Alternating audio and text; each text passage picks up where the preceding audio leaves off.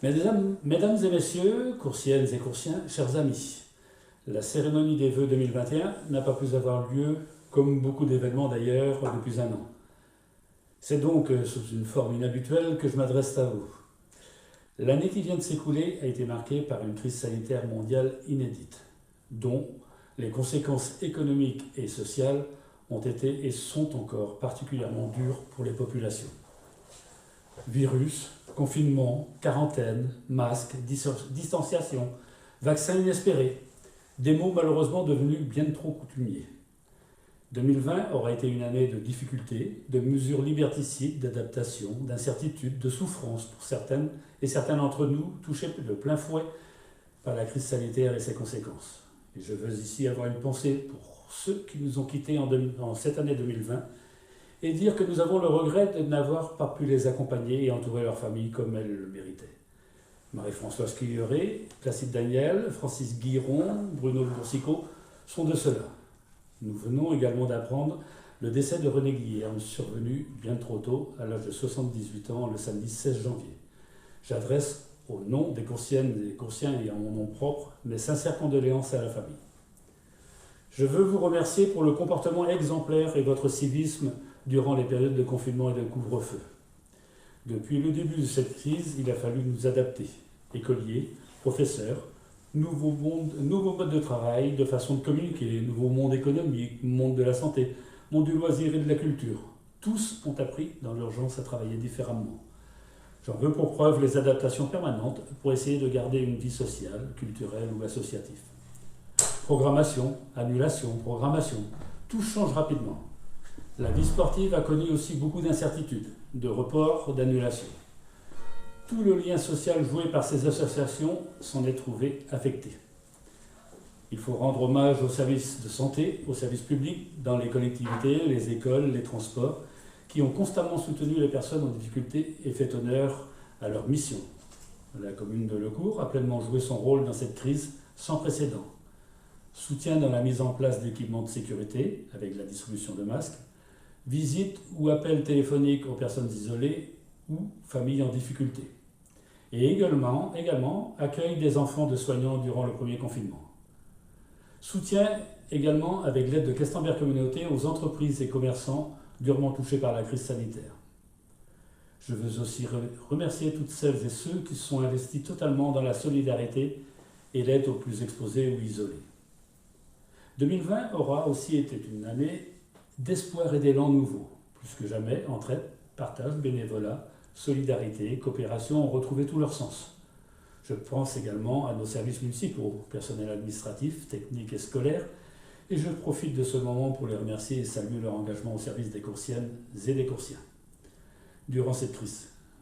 2020 aura été aussi une année d'engagement et d'espoir avec l'installation de nouveaux élus pour la commune.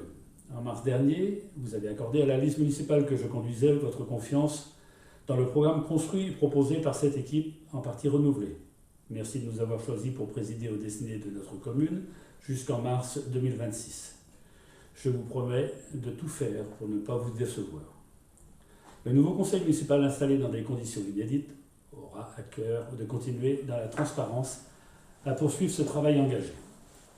Je veux aussi remercier l'ensemble des élus municipaux qui ont eu la charge de notre commune dans le mandat achevé en 2020 pour tout le travail et l'engagement sans faille qui ont permis de faire grandir notre commune.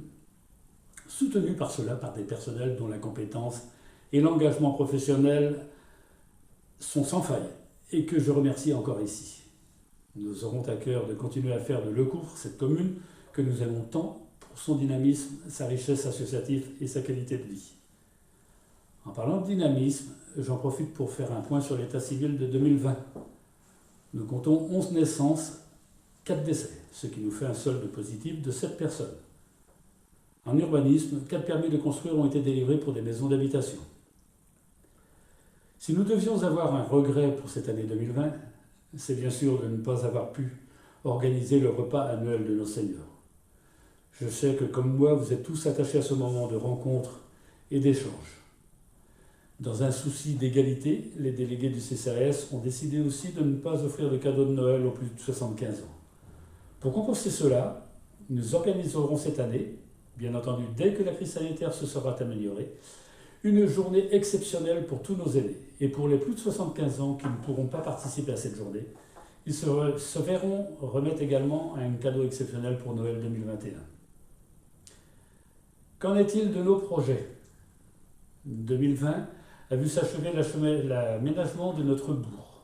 Nous avons essayé de faire un aménagement simple, mais où la sécurité a été placée au premier plan.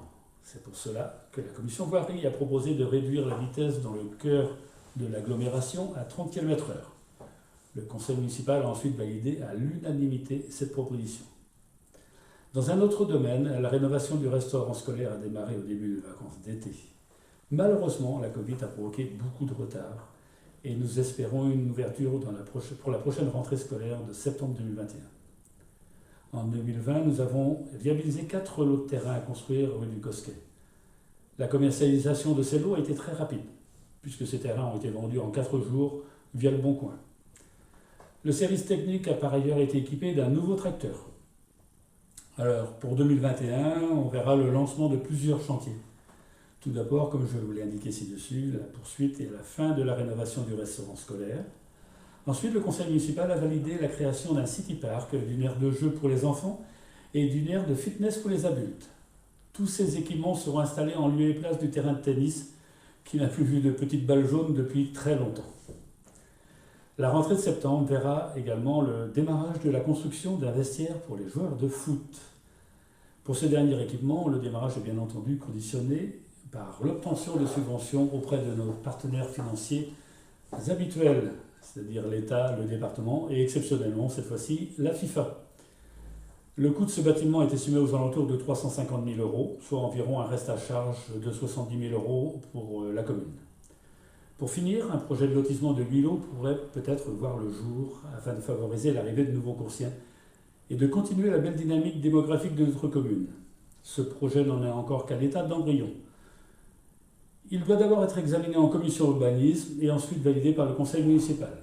Nous devons également poursuivre nos discussions avec les propriétaires des terrains.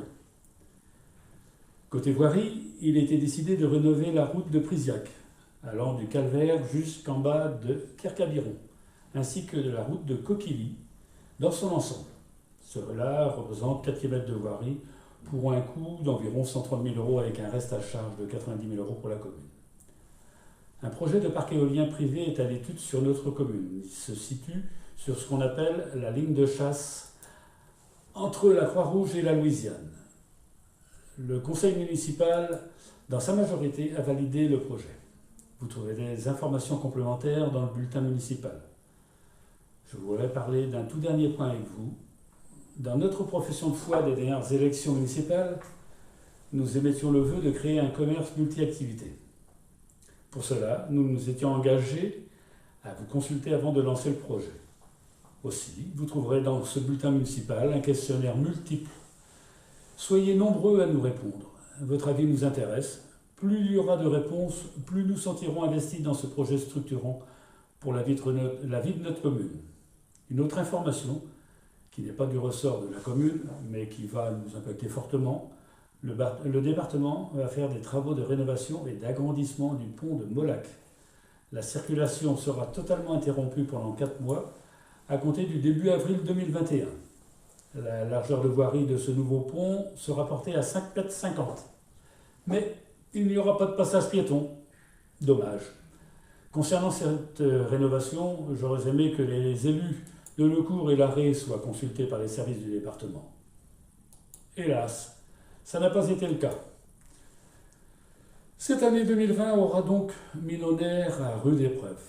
Espérons que cette nouvelle année nous permette de nous reposer mentalement et de mener à bien tous nos projets. Faisons le vœu tous ensemble que 2021 soit une année de confiance et d'espoir retrouvé. Au nom de l'ensemble des élus et des personnels de notre belle commune, en mon nom propre, je vous souhaite à toutes et à tous une très belle année 2021. Qu'elle vous garde en bonne santé et vous apporte joie et bonheur à notre commune, à notre communauté de communes. Je souhaite toute la solidarité et la coopération indispensables pour réaliser les beaux projets que mérite Lecourt et ses habitants. Très belle année 2021.